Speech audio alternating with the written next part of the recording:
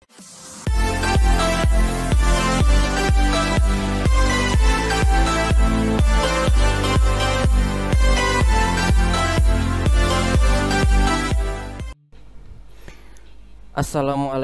warahmatullahi wabarakatuh. Untuk hari ini saya akan membahas mengenai kisi-kisi PSAS ya, kelas 8 untuk informatika. Di sini belum saya ini. Informatika kelas 8 SMP, ini bagian 1. Ini itu untuk esai dulu ya. Untuk esai dulu, kenapa kisi-kisinya dibuatkan dalam bentuk video? Karena mungkin untuk video itu bisa lebih enak, bisa didengarkan saat kalian istirahat gitu ya, atau misalkan sedang membaca juga gitu ya, mengerjakan soal-soal lah, soal-soal latihan, bisa juga dengan mendengarkan kisi-kisi yang saat ini dibuat gitu ya. Baik, langsung saja biar tidak terlalu lama durasinya.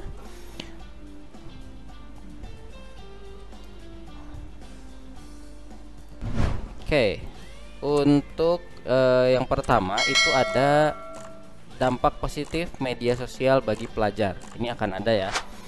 Nah, untuk dampak positif media sosial bagi pelajar itu banyak sekali macamnya.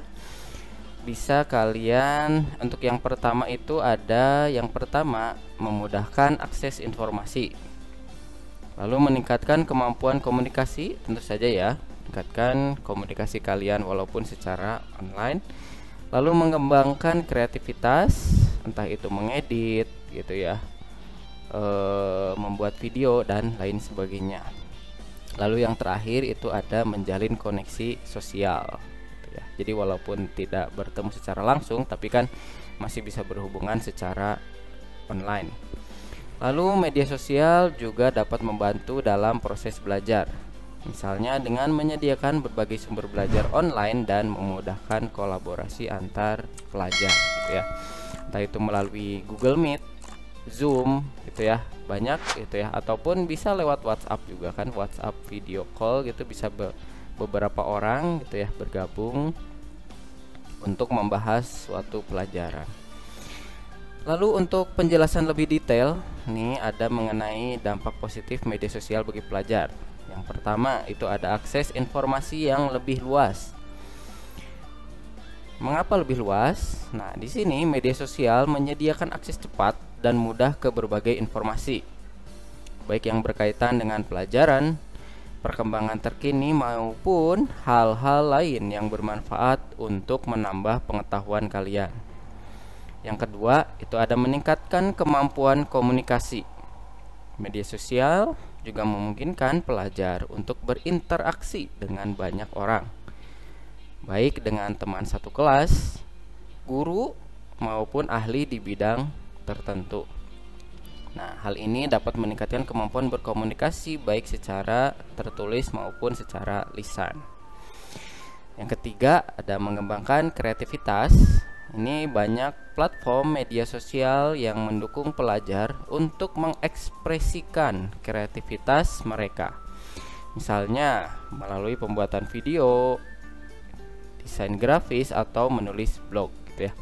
Mungkin untuk yang video yang suka, misalkan sekarang suka upload di YouTube, suka upload TikTok gitu ya, itu mungkin bisa mengembangkan kreativitasnya gitu dalam hal video.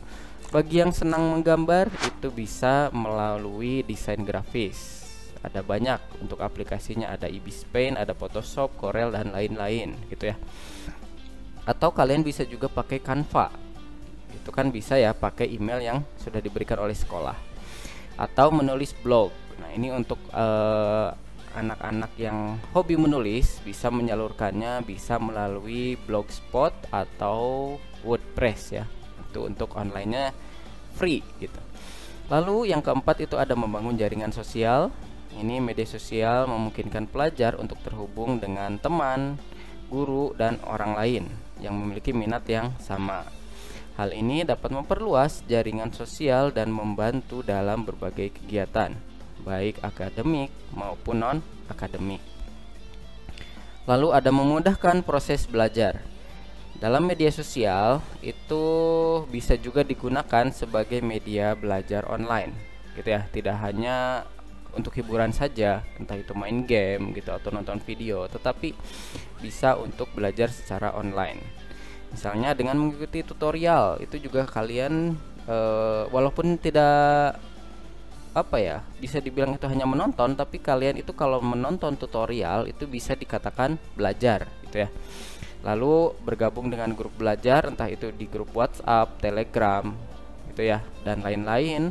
Atau kalian mengikuti channel-channel yang memang isinya itu video tentang pembelajaran juga dia bisa masuk. Atau mencari referensi dari berbagai sumber. Yang keenam, ada memudahkan kolaborasi.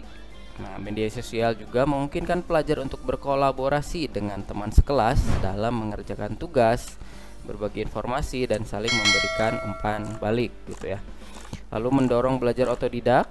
Media sosial juga dapat menjadi wadah bagi pelajar untuk belajar secara otodidak dengan mengikuti berbagai akun yang berkonsep edukasi atau berbagi informasi tentang hal-hal yang diminati. Lalu yang kedelapan itu meningkatkan motivasi belajar.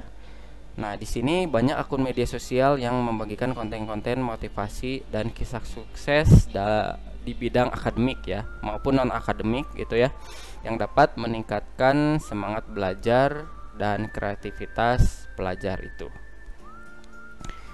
Nah, selanjutnya ada contoh pemanfaatan media sosial oleh pelajar.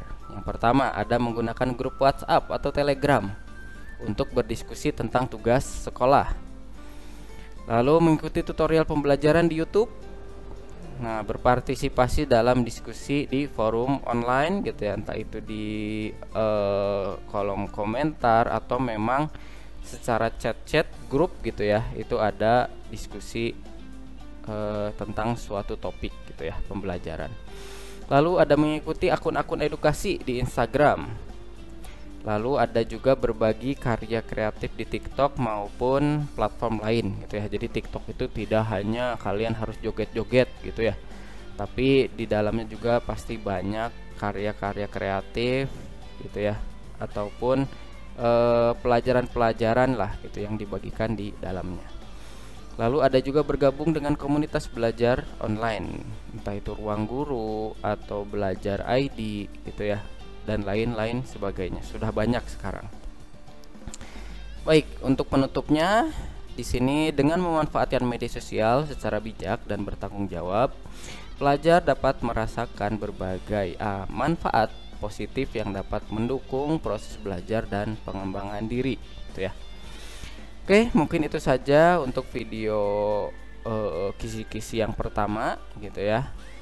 Cukup sekian, silahkan dipelajari. Bapak akhiri, billahi taufiq wal hidayah. Wassalamualaikum warahmatullahi wabarakatuh.